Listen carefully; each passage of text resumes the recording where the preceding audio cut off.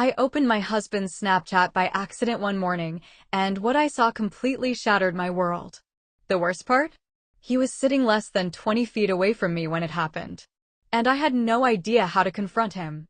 Let me explain. I'm 26, and I've been with my husband for about 5 years. We've been married for a year and a half. Up until that morning, I would have told anyone that my marriage was solid. My husband is the kind of guy people naturally like. He's smart, funny, confident, and honestly pretty handsome. The type of man you feel lucky to have. More importantly, I trusted him. Completely. In the entire 5 years we had been together, he had never given me a single reason to question his loyalty. Not once.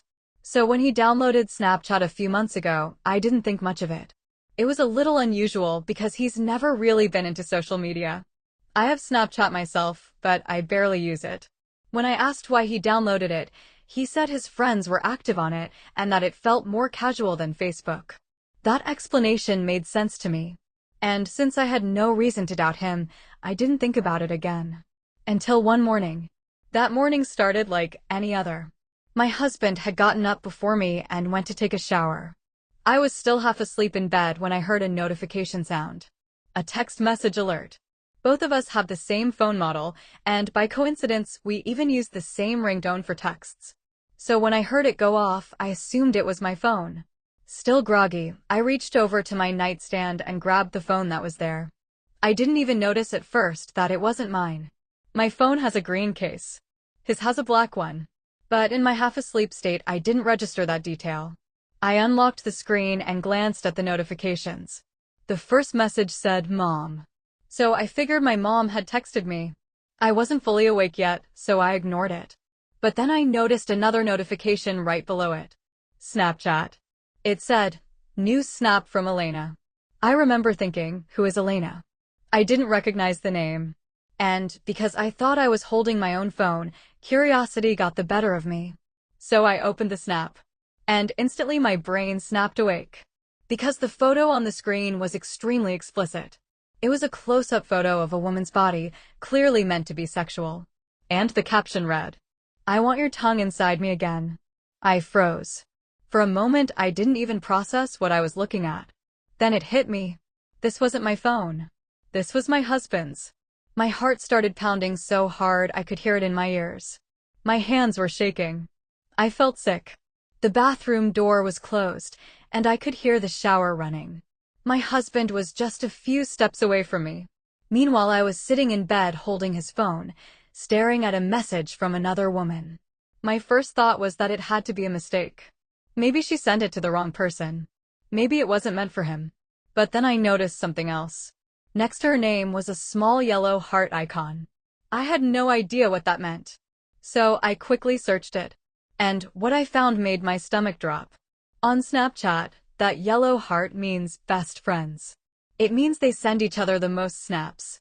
My chest felt tight. I started sweating. My mind was racing with questions. Who is this woman? How long have they been talking? How long has this been happening? And the worst question of all. Has my husband been cheating on me? At that moment, I wanted to check everything. His messages. His photos. His entire phone. But I stopped myself. Because deep down I already knew what I would probably find. Instead, I locked the phone and placed it back on the nightstand exactly where it had been. Then I just sat there, trying not to cry, trying to figure out what to do. Because there was one more thing that made the situation even more complicated. I was almost 12 weeks pregnant with our first child. The man who I believed was going to raise a family with me might have been having an affair. And he was sitting 20 feet away from me. When he came out of the shower, I tried to act normal. But apparently I'm not a good actress. Because he immediately asked if I was okay. He kept checking on me throughout the day. Every hour or so he would ask, "Is something wrong?" I didn't know if he was worried I had seen the snap. Or if he genuinely had no idea. Either way, I knew I needed time to think. So I told him my sister was having a rough day and that I was going to spend the evening with her. That wasn't completely a lie. My sister had actually just broken up with her boyfriend. Because he cheated on her. The irony of that wasn't lost on me. I packed a small bag and drove to her apartment. Once I got there, I told her everything. My sister is 20, and she's basically a detective when it comes to social media. Within minutes, she started investigating. She searched my husband's Facebook. Then she looked through the friend lists of his close friends. And eventually, she found someone named Elena. We couldn't be 100% sure it was the same person, but the connection made sense. She worked as a receptionist at a law firm. One of my husband's close friends worked there too, and my husband often stopped by that office to grab lunch with him. That's probably how they met. At that point, I knew what I had to do. I needed to confront him. But before doing that, I decided to protect myself. My uncle is a divorce lawyer, so I called him. I told him I needed to discuss some urgent legal questions and asked if we could meet the next morning. He agreed. The next evening I went home, and I confronted my husband. I stayed calm, probably calmer than he expected. I simply asked him one question. Who is Elena? The moment I said her name, his face changed. He knew. He knew exactly what I was talking about. At first, he tried to lie. He said she worked with his friend and that they had met a couple of months ago. He claimed they weren't close and only sent occasional snaps.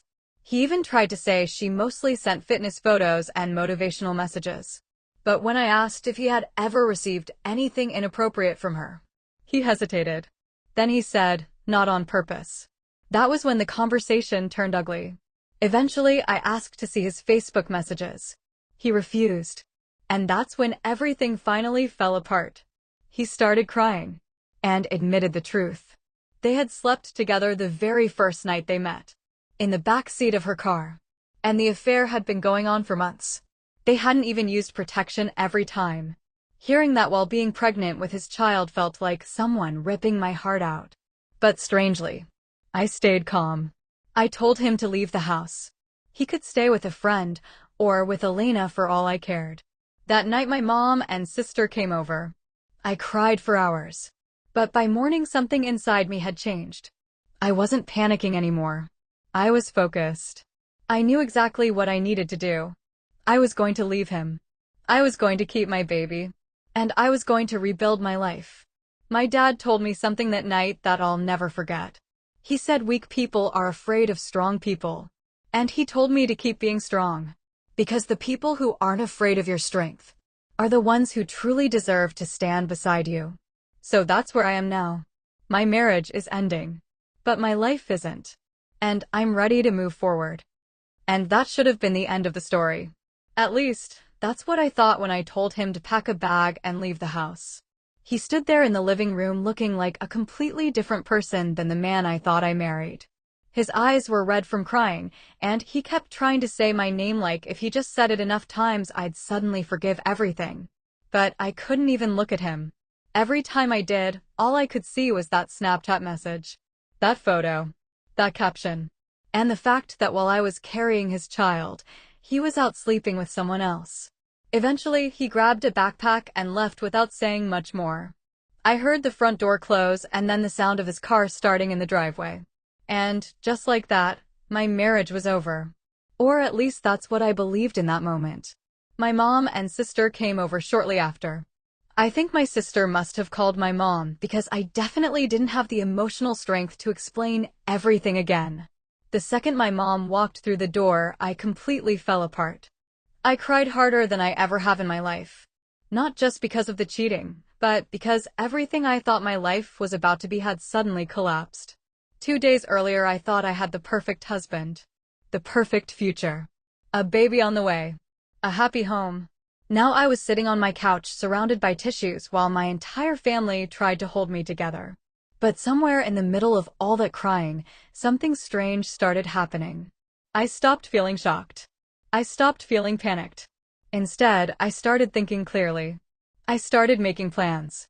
My uncle had already confirmed he would meet with me in the morning to talk about my options. I knew I would have support from my family. I knew I had my job and my independence. And most importantly, I knew I deserved better than this.